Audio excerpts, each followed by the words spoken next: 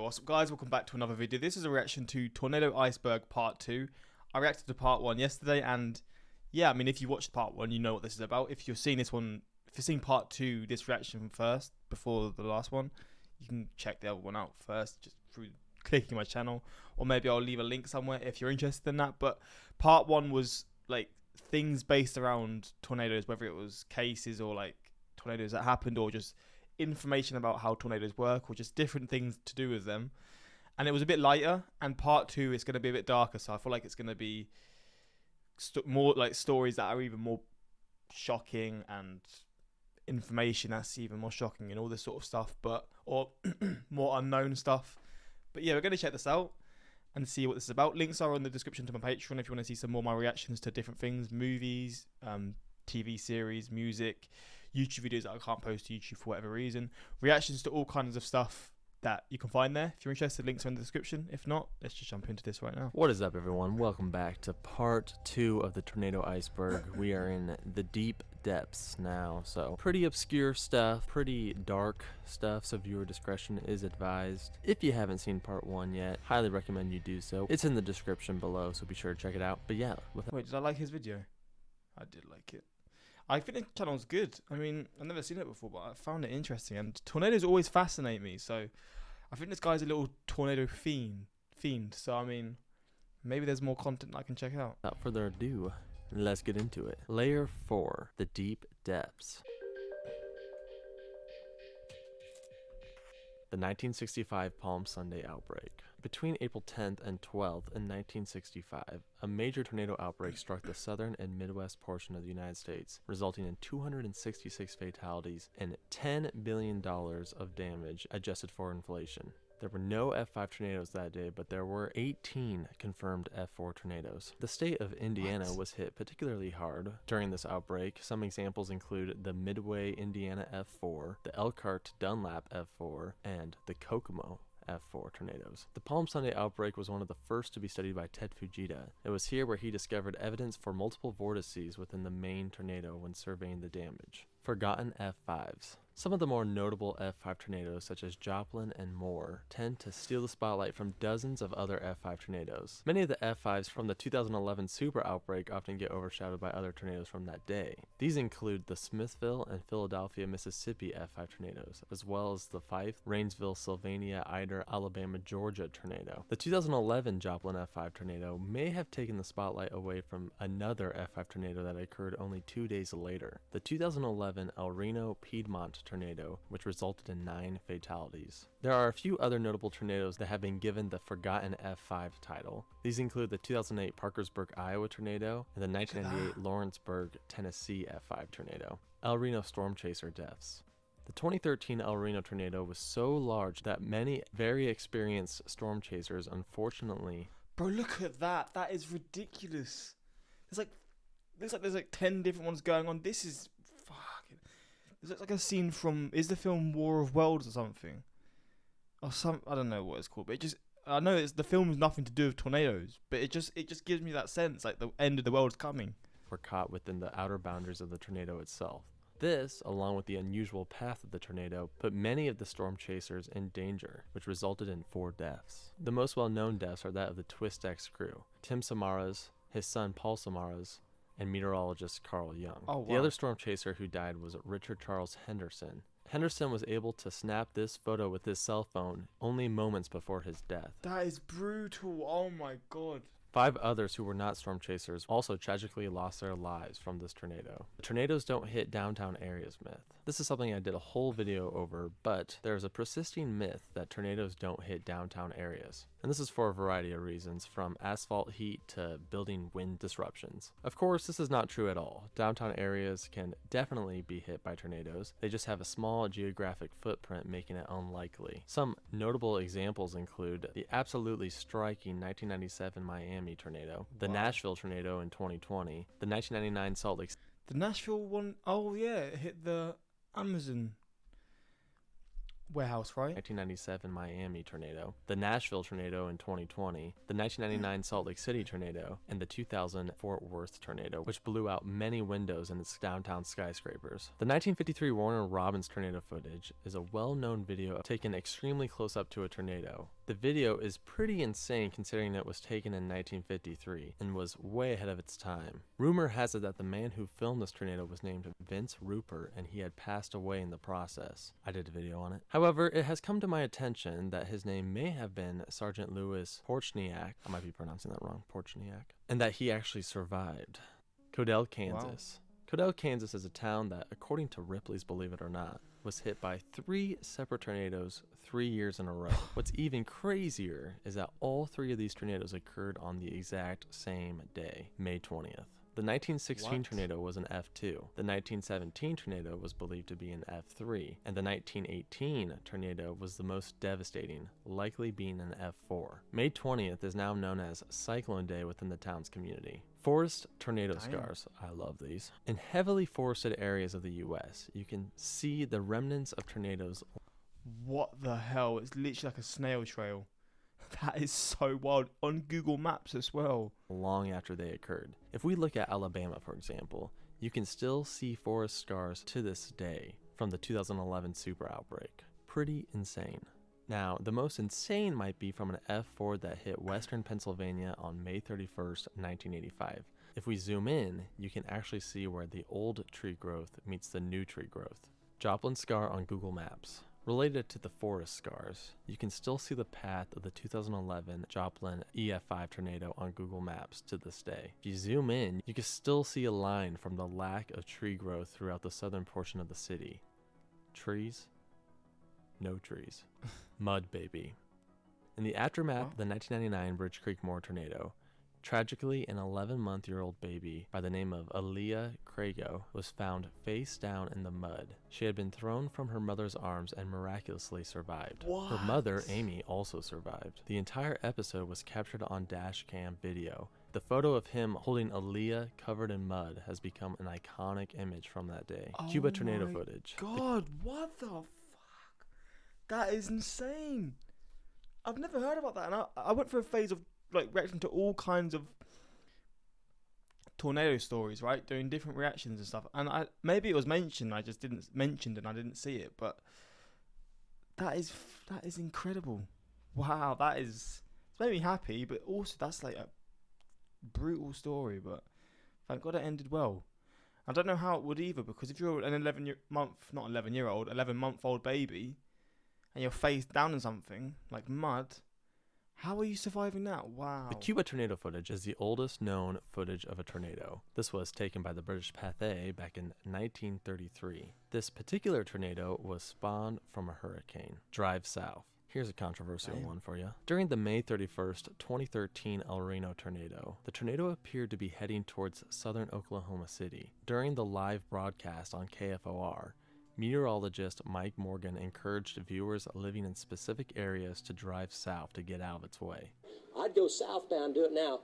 Just take I-44 and just go down to Newcastle. Just get out of the way of it. This was already around rush hour, and it resulted in some insane congestion on the interstates. These interstates essentially became parking lots. After the event, many blamed the dangerous congestion on Mike Morgan due to his drive south statements. KFOR meteorologist Mike Morgan faced criticism on social media outlets after he advised people during Friday's tornadoes to go south. Tornado ghost towns.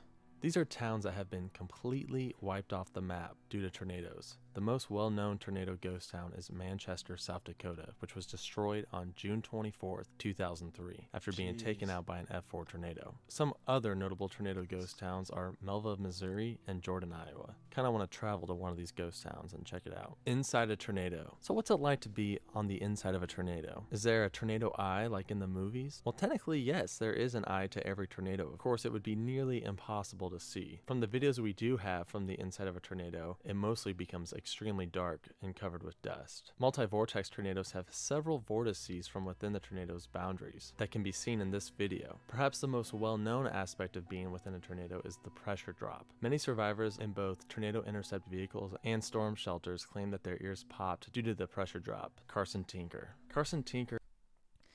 Just the idea of being in that situation makes me cringe so much. Is a professional NFL football player and survivor of the 2011 Tuscaloosa EF4 tornado. What? At that time, he was the long snapper for the Alabama Crimson Tide. During the tornado, he and his girlfriend Ashley Harrison took shelter inside a closet, and as the tornado destroyed the house, he suffered major injuries, and unfortunately, Ashley Harrison did not survive. On May 1st, 2014, Carson Tinker published a book about the experience and its aftermath, titled A Season to Remember, Faith in the Midst of the Storm, Yellowstone Tornado. That's so sad. Imagine losing your partner like that. That is unimaginable. So yeah, the Yellowstone Tornado is actually pretty insane. On July 21st, 1987, an extremely rare F4 tornado tore through the Teton Wilderness, over the Continental Divide, and into Yellowstone National Park. This tornado, that's a bit of a that's a bit of a way out from like the tornado range.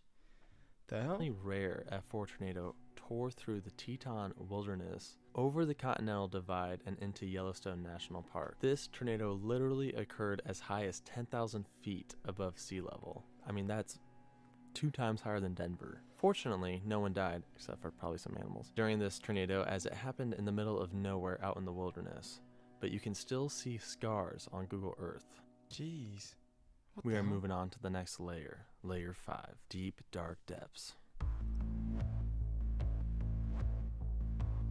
Unexplainable tornado damage. So sometimes in the aftermath of an extremely intense tornado, much of the destruction is so messed up and just crazy that it's almost unexplainable. Sometimes vehicles can be warped and crushed like pop cans. Bits of steel can be warped around trees, making crazy shapes. Disc records and tree stumps, wooden spikes piercing concrete. One viewer even sent me a photo of a gun stuck inside a tree. Tornado led to Mayo Clinic. Okay, this is one of my favorite tornado things ever.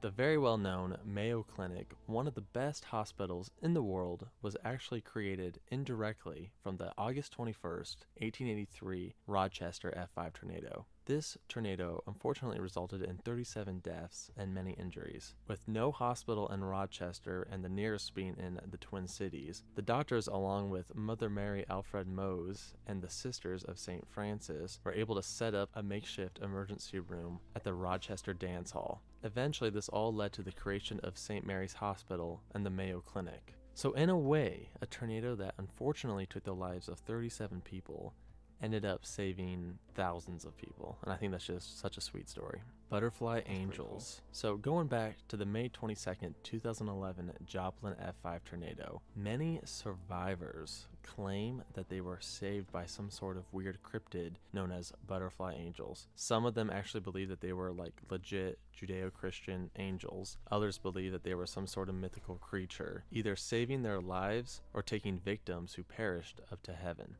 After the event, the butterfly has become a symbol throughout Joplin. There's butterfly murals, there's butterfly statues. Many of the kids like to draw butterflies. Even when I was on Google Maps, there was like a little butterfly in one of the victims' yards. Very interesting stories. The Lubbock Metro Tower. So on May 11th, 1970, an F5 tornado struck the city of Lubbock, Texas, causing 26 deaths. The tornado came very close to hitting the Lubbock Metro Tower, which is a high-rise within the city. It actually ended up twisting the foundation of the tower and caused much of the siding to come undone. To this day, if you actually go to Lubbock and look at the Metro Tower, you can see the remnants of the tornado on the side of the building. What the hell?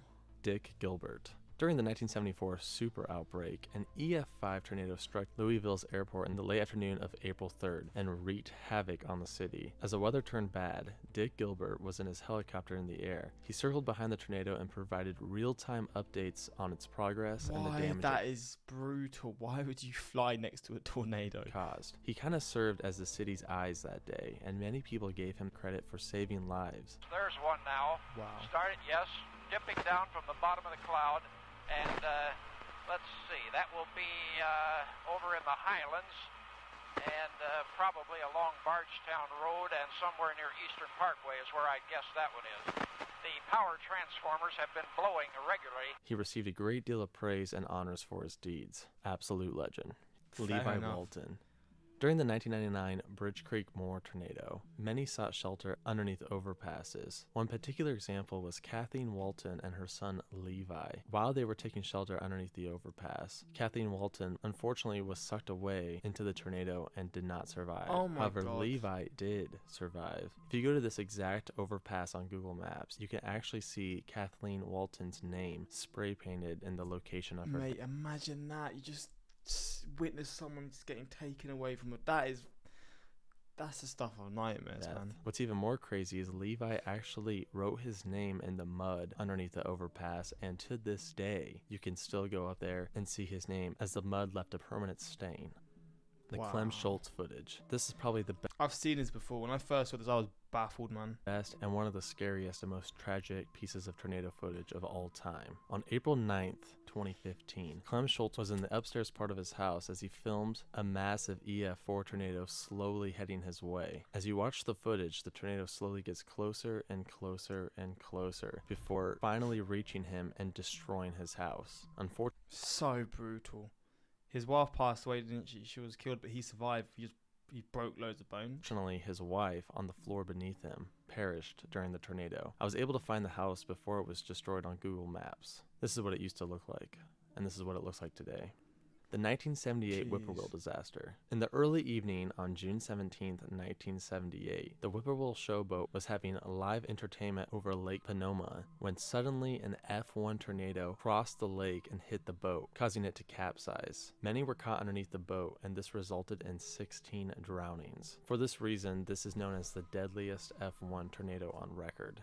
The Iowa Boy Scouts tragedy. On June 11, 2008, many Boy Scouts had just finished dinner and were playing games at the Little Sioux Scout Ranch in western Iowa. Suddenly, an F3 tornado struck the campsite and it resulted in 4 deaths.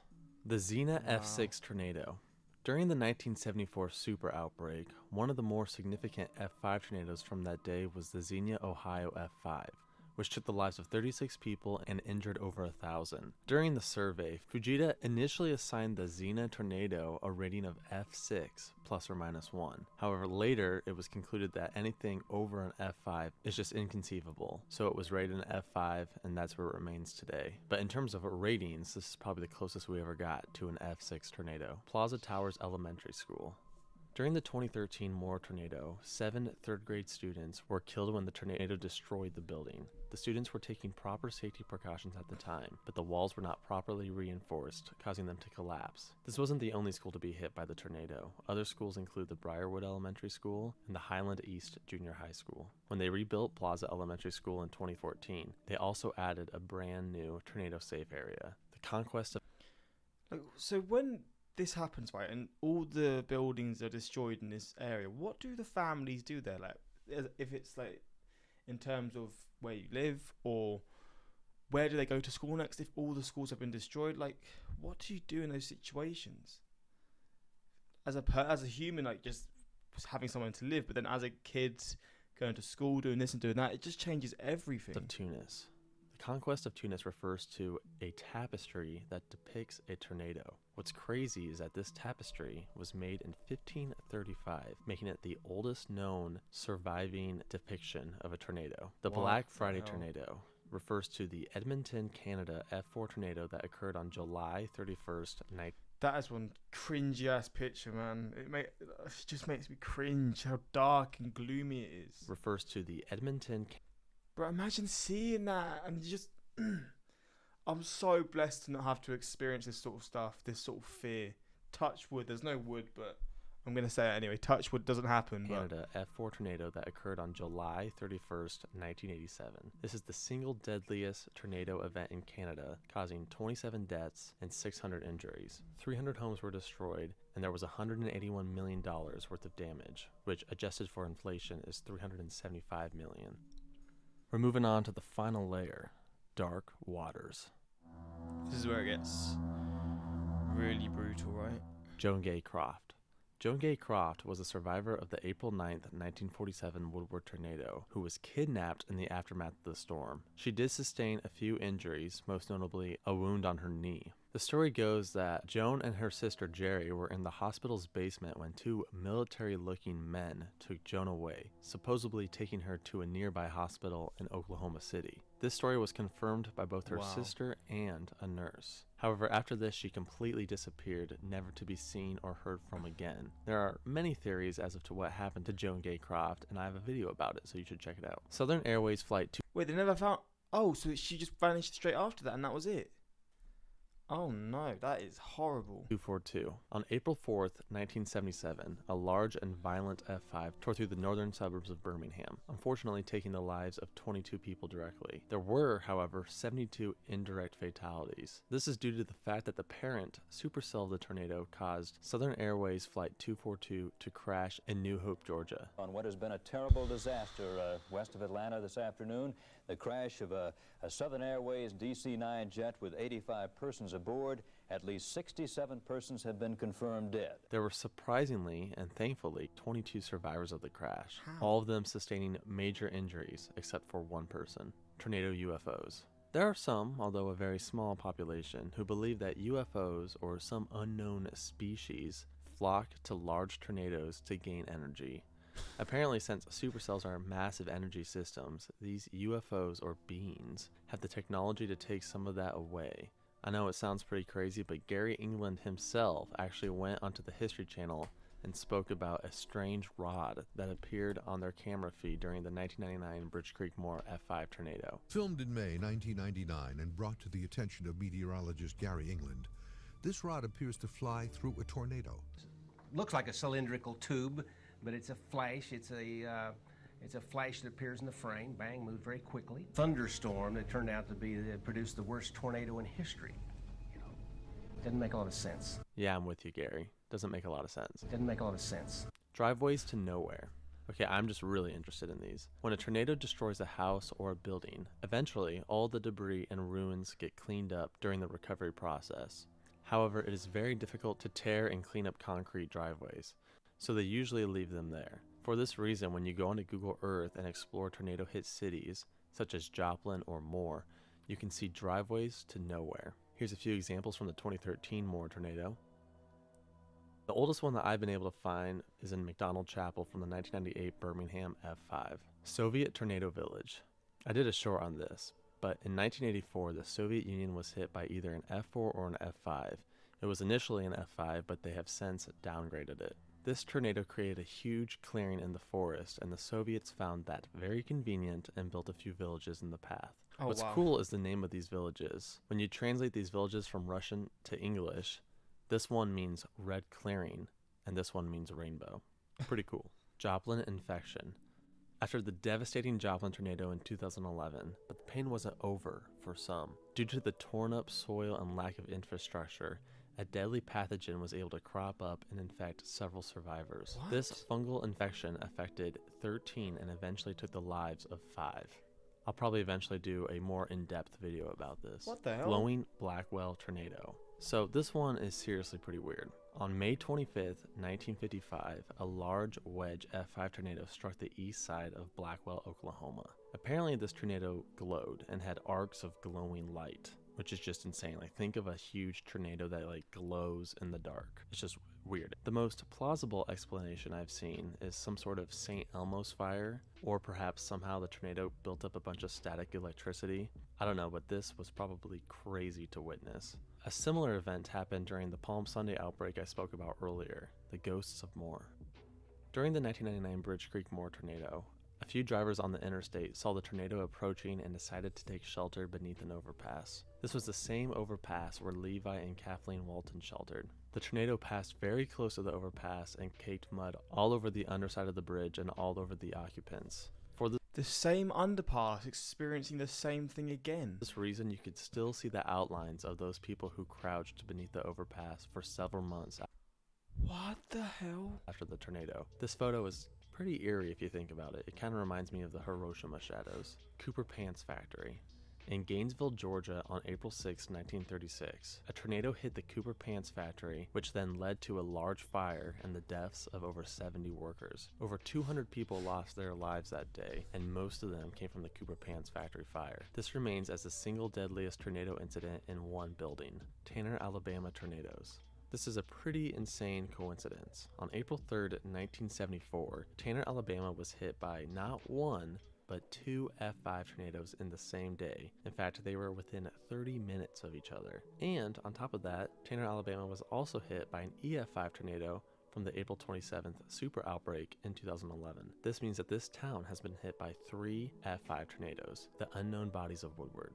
So we talked about Joan Gaycroft earlier. Well, from the exact same April 9th, 1947 tornado, there was yet another mystery. In the aftermath, the bodies of 3 girls were discovered, approximately the ages of 12 years, 4 years, and 8 months. These 3 bodies were never identified. They are viewed by many people throughout the town, and literally no one could identify them. Even Joan Gaycroft's mother stated that the 4-year-old was not her daughter. There are many theories, the most plausible being that they were from another town just passing through, or perhaps they were a poorer family that many people didn't know about. These 3 girls are now buried in the Woodward Cemetery. That's and finally, just sad. the Munson family. On June 20th, 1957, Fargo, North Dakota was hit by a massive F5 tornado, one that was very well documented with several photos and heavily studied by Ted Fujita himself. Unfortunately, there were 5 fatalities from the same family, the Munson family. 5 of the 6 children died that day. The only child to survive was Leroy, who just happened to be babysitting at the neighbor's house. It's really just a very tragic story. God damn. Well, there you have it. That is part 2 of the tornado ice. They got sad, man. They got sad, but I guess that was just going to happen with this, right? That's just part of this video, but tornadoes are just so fascinating. It's probably like, is today, wait, it's not tornado season now, but there's tornadoes happen throughout the whole year in certain parts in the US, which is crazy to me, but I guess because it's such a big country, there's just always going to be things going on like that. But yeah, Tornado Iceberg Part 2, this was very fascinating, and if you want more reactions to this kind of stuff, let me know in the comments what you'd want to see. And yeah, if you want to show some support to this channel, links will be in the description to this video where you can find the channel as well. And yeah, that's pretty much it. Until next time, like, subscribe, peace.